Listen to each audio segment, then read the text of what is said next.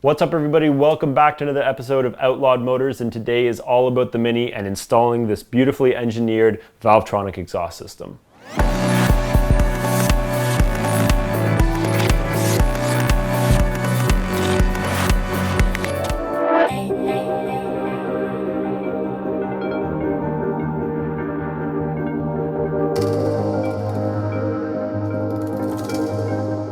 For most of us, the first thing that we do when we're upgrading our cars is the exhaust system, predominantly to reduce restrictions when you're exhausting the gases out of the engine.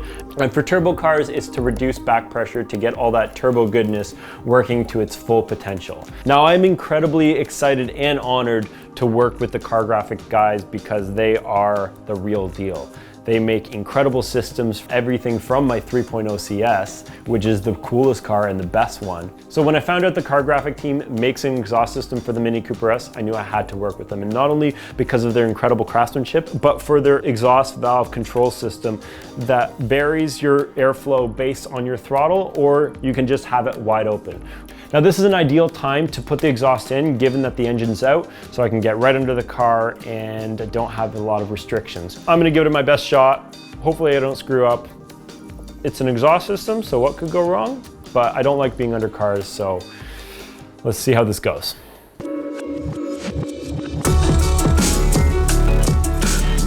With the Mini specifically, there's a lot of hidden horsepower in the exhaust system, so I wanted to try to find the optimal solution to make it daily drivable, but also get the most horsepower I can out of it. So one of the great things about the Cargraphics setup is that it's a giant 2.75 inches or 70 millimeters, which is only a 1/4 inch larger in diameter, but it does make a difference. The other thing as well is, as you can see, these are the two pipes that go between near the downpipe and the back muffler. There's no restrictions. It's just straight through. I know there's some people that do a full no restriction, no cell, no muffler setup. That would be crazy loud for me, and the couple horsepower gain isn't really worth it. I know some people might argue that you'll get more, but I'm running a 100 cell race cat, so it's barely a catalytic converter, and it's going to be better for the environment. It's going to be a lot less noisy, and being full race car isn't always enjoyable race car if you have to deal with it on a daily basis. I'm super excited to actually get this all hooked up because this is one of the final steps before we turn on the car.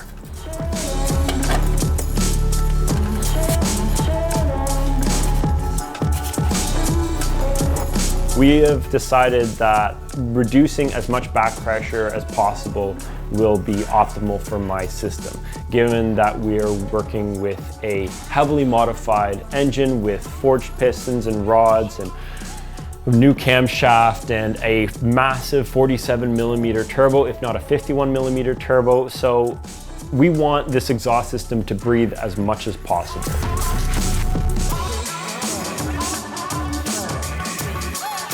So we're on the final stages of getting the exhaust fitted. The downpipe fit beautifully. All of the piping under the car was super easy. Now this is what makes the Cargraphics exhaust system so special. And it's this right here. As the exhausts are traveling through the pipe, this valve system dictates whether the exhausts go through both pipes or just one. When the valve is closed off in here, it'll route all the exhausts through the smaller pipe and allow for a more tame and civil driving experience. This is tapped into your vacuum lines and is also regulated based on your CAN bus system. So as you accelerate, this valve can open. So if you have the system on, it's a little bit easier on the ears, and it's going to be a little bit more tame for driving on your daily basis. But if you want it full open all the time, you just press it open, it's unleashed, it's full badass. So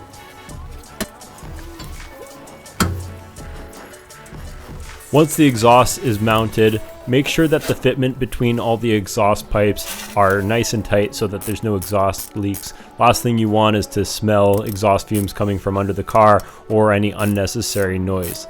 Just make sure there's no unnecessary pulling to or from the engine. You want to make sure the exhaust is just kind of hanging down with no force one way or the other.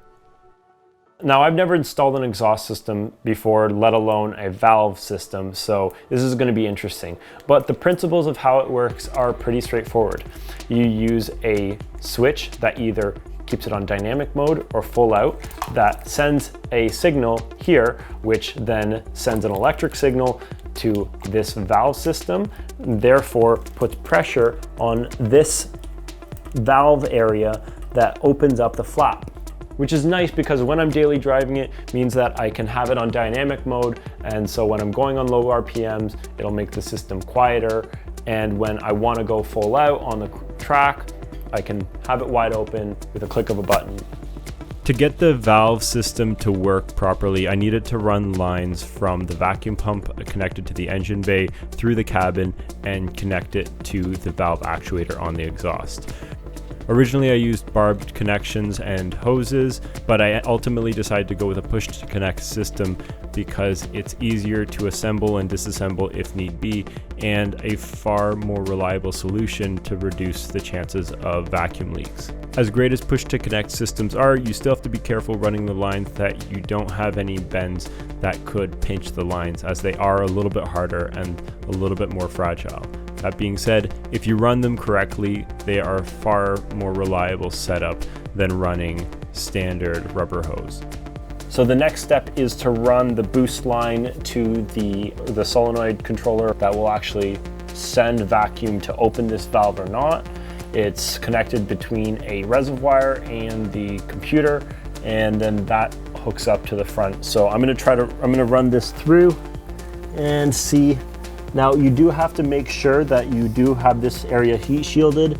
As it's near the exhaust, it gets very hot, so you should not run the heat shield on there. So I'm going to run this line up and over.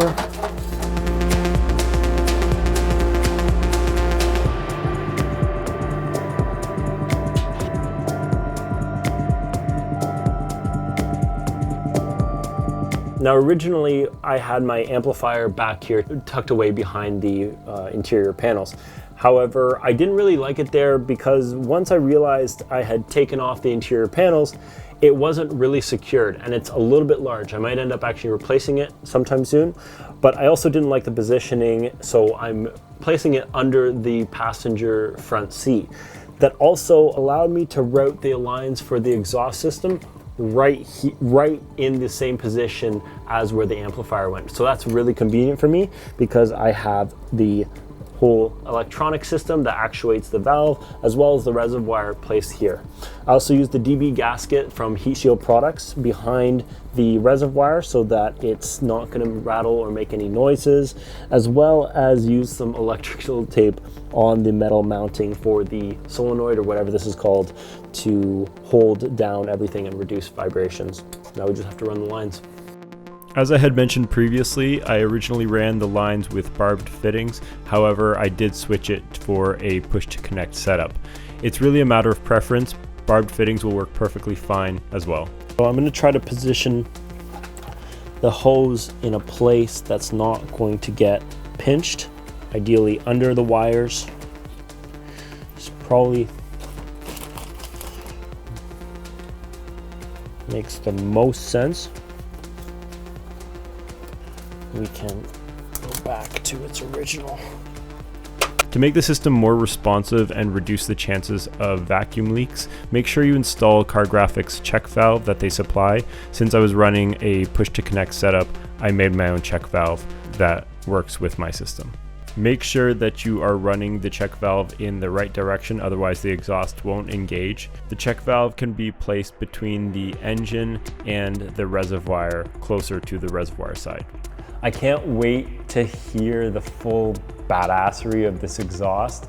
I have heard a little bit of it during testing, but unfortunately with all the hiccups that I've had with dealing with engine problems and all that, obviously some time has passed since I installed it till now.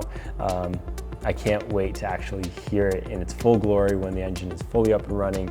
I've got the Valvetronic system going, and yeah, it's just gonna be badass. That's all I'm gonna pack into this episode. The next one, I'm going to show you how to wire this up so that you can have the Valvetronic system working on a automated setup or just completely wide open. Thanks for watching. Don't forget to share, like, and subscribe. See you later.